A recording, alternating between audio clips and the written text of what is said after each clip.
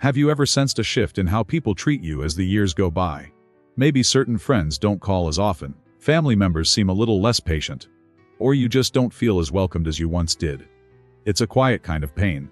The feeling of being gently pushed to the edges, even when your heart and mind are still full of wisdom, stories, and love to give. But what if some of this distance wasn't entirely about them, but also about habits we've unknowingly picked up along the way? In today's video, we'll explore 6 common behaviors that over time can quietly create emotional gaps between us and those we care about, especially after the age of 70. The goal isn't to criticize or blame, but to gently uncover the ways we might reconnect more deeply, with warmth and mutual respect. Because growing older doesn't mean growing apart, it means growing wiser, and using that wisdom to keep our relationships thriving. Stick with me through the end, because even one small change could help you feel more seen, more valued, and more deeply loved. As we age, our roles in relationships naturally shift. We may rely more on others for support, companionship, or connection. But one of the most common, and often unintentional, mistakes we can make is overlooking the personal boundaries of those around us. And while it may seem harmless at the time, consistently crossing these invisible lines can slowly erode even our closest bonds. Boundaries aren't about distance. They're about respect. Whether it's expecting someone to answer every phone call immediately, showing up unannounced, or asking deeply personal questions that others may not be ready to share, these small behaviors can make people feel overwhelmed, cornered, or emotionally exhausted. It's not that they don't love you. It's that they need space to breathe, to live, and to feel in control of their own lives. Think about it. Would you enjoy being asked about your finances, your dating life, or your daily schedule every time you talk to someone? Probably not. The same goes for the younger people in your life. They're juggling work, families, relationships, and personal challenges that we might not always see on the surface. This also applies to emotional boundaries. It's natural to want to share what we're going through: loneliness, grief, frustration. But if we find ourselves constantly venting or leaning heavily on one person without checking in on how they feel, it can lead to quiet resentment. People may not say it aloud, but over time, they may step back to protect their own emotional well-being. So, what can we do instead? Start by paying attention to signals. If someone seems distracted or hesitant to talk, consider that they might be emotionally tired or need some time to themselves. Before sharing deeply or asking personal questions, try a simple, caring approach. Is this a good time to chat? Or, would you mind if I shared something that's been on my mind?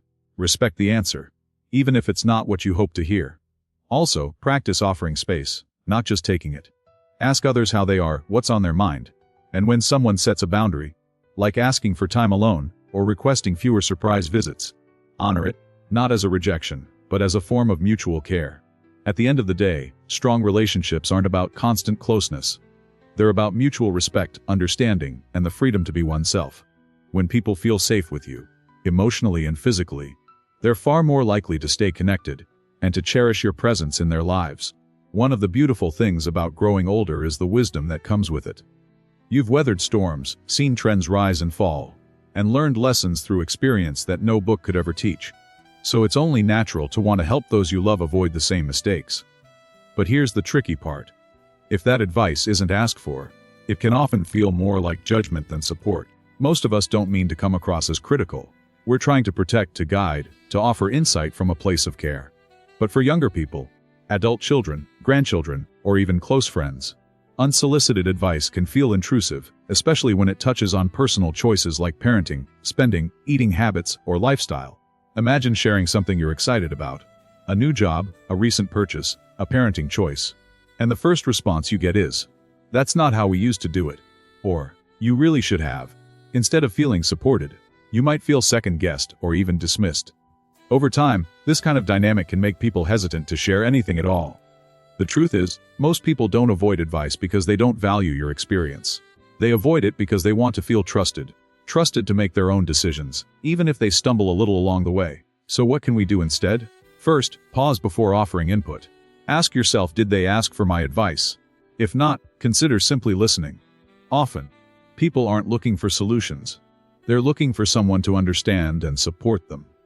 And when advice is needed, they will likely ask, especially if they know you won't push your opinions without invitation. When you do want to offer a perspective, try leading with empathy. Instead of, "You should," try, "Would you like to hear something that helped me in a similar situation?" This small shift in tone gives the other person the option to say yes or no, and that alone makes a world of difference. It also helps to recognize when advice is really about your own discomfort. For example, seeing a loved one make a choice you wouldn't make might trigger your own worries. But their path is not yours. And learning to respect that is a form of love too. In the end, being a trusted source of guidance isn't about how much advice you give. It's about how safe others feel coming to you. When people know they won't be judged, they'll actually seek you out more, not less. That's how wisdom becomes welcome. Not because it's loud, but because it's kind. Relationships thrive when there's a sense of balance. When giving and receiving feel mutual, even if not always equal. But as we grow older, it can become easy, and sometimes unconscious, to lean a little too heavily on the people around us, especially family or close friends. Over time, this imbalance can quietly chip away at the connection. Maybe it's expecting your adult children to call every day, visit every weekend, or help with errands on short notice. Or perhaps it's relying on a friend to always listen when you're down, without checking in on how they're doing. You may not even realize it, but if the relationship begins to feel one-sided, others might begin to pull away. Not because they don't care, but because they feel overwhelmed or unappreciated. People are generous by nature, especially with those they love. But generosity emits when it isn't met with gratitude or reciprocity. When someone feels like they're only being used and not valued, resentment starts to build. And once that feeling sets in, it becomes harder to repair what was once warm and effortless. That doesn't mean you can't ask for help. Of course you can. In fact, doing so can bring people closer. But there's a big difference between depending on someone and depending only on someone, without recognizing their own needs and boundaries. So, how can we shift this? It starts with awareness. Ask yourself, have I been reaching out just to talk, or only when I need something? Do I check in on others, celebrate their wins, or offer encouragement? These small actions might seem simple, but they carry a powerful message. I see you, I care about you, and I value what you do for me. One of the most generous things you can offer in return is your attention. A thoughtful question, a heartfelt thank you, a moment of genuine interest in someone else's day. You might not be able to do what you once could physically, but emotionally, you still have so much to give. Kindness, wisdom, warmth, humor. Another way to give back is by creating moments of joy or connection. Send a card for no reason. Share a memory that includes the other person. Compliment something they did recently. These gestures take little effort but leave a lasting impact. At its heart, a healthy relationship is not a transaction. It's a connection. But even connections need care, appreciation, and give and take to stay strong. When people feel seen and valued, not just needed, they're more likely to stick around, not out of duty, but out of genuine love. As the years pass, life gives us many reasons to feel tired, frustrated, or even disillusioned. Health concerns, financial worries, changing values in society. These are all real and valid struggles. But when those feelings start to dominate our conversations, they can quietly push people away, often without us realizing it. Negativity has a subtle weight. You may simply be expressing how you feel, sharing what's bothering you, or venting about something in the news. But to others, especially younger family members or old friends who may already be juggling stress, the constant stream of complaints can feel overwhelming. Over time, they may begin to associate conversations with you not with comfort or joy, but with emotional exhaustion. No one expects you to pretend that everything is perfect. Life isn't easy, and you've earned the right to speak honestly. But balance matters. If every phone call turns into a list of what's wrong with the world, or every dinner conversation becomes a commentary on how things used to be better, people may start avoiding those interactions. Not because they don't care, but because it drains them. So, what can we do instead? First, tune into your tone. Are you leading conversations with complaints? Are most of your stories rooted in frustration? Try pausing for a moment and asking yourself, is this what I want to share right now? You don't have to change how you feel. Just consider shifting how often you express it. Instead of focusing only on what's wrong, try weaving in what's still good. Share a funny story. Point out something you've learned recently. Compliment someone on something small. Their patience, their haircut, their resilience. These moments of lightness don't erase the hard things, but they help balance them. You might also try practicing gratitude. Not in a forced, artificial way, but by noticing the little things that still bring you joy. A bird outside your window. A kind text from a neighbor. A meal that turned out just right. Sharing those moments can uplift not just your mood, but everyone else's too. It's okay to talk about struggles. In fact, it's healthy. But when negativity becomes the only lens we use, it can isolate us. People want to feel better after talking to someone, not worse. Here's the good news: positivity doesn't mean ignoring reality. It means choosing to bring hope, humor, and perspective into the room, even when life is messy.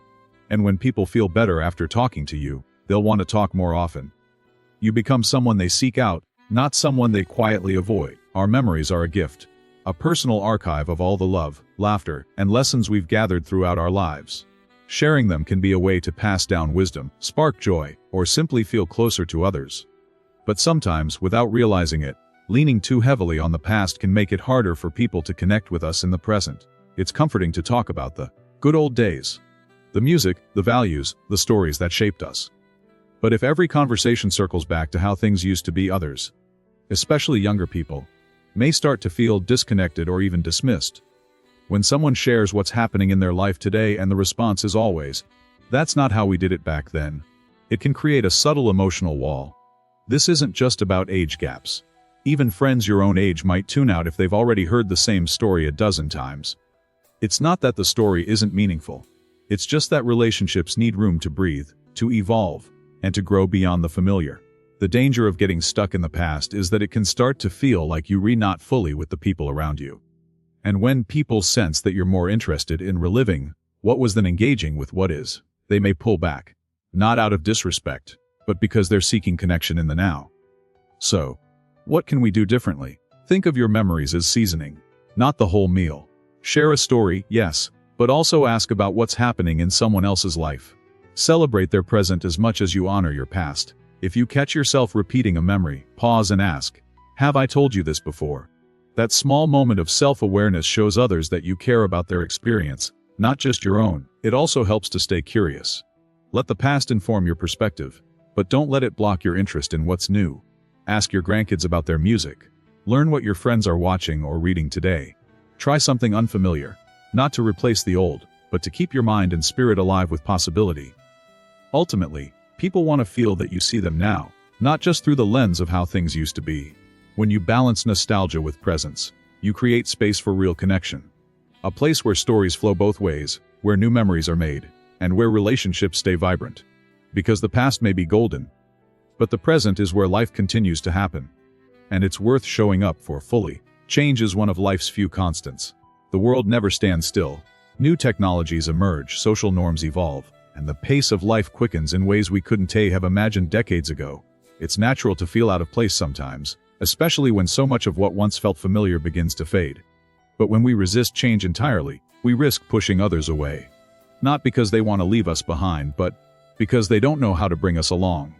You might find yourself saying things like, "That's not how we used to do it," or "I just don't get all this new stuff." While those thoughts are valid, and often true, repeating them too often can make conversations feel like a tug-of-war between the past and the present. To younger people, or even your peers who are trying to adapt, it may come across as unwillingness rather than wisdom. Resisting change can also isolate you in very practical ways. If you refuse to text, use video calls, or explore social media, you might miss out on how many people now stay connected. If you dismiss new ideas outright, you may unintentionally shut down meaningful conversations. Over time, those small gaps become larger distances. But here's the good news: adapting doesn't mean changing who you are. It simply means staying open to learning. You don't have to love every new trend. You don't have to understand every new app or slang term. But showing curiosity, asking, "Can you show me how this works?" Or, "What do you enjoy about that?" sends a powerful message. I may be older, but I'm still engaged.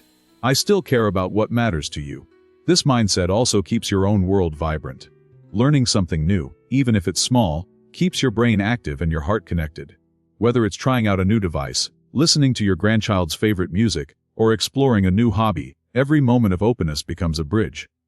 A way to stay included rather than feel left behind. And remember, every generation has faced this challenge. Just as your parents once struggled to understand your world, now you have the chance to show a different way. One of curiosity instead of criticism. Ultimately, adapting is a gift you give not only to others, but to yourself. It allows you to continue being a part of conversations, experiences, and connections that keep life rich and meaningful. You don't have to change everything. Just be willing to stay open.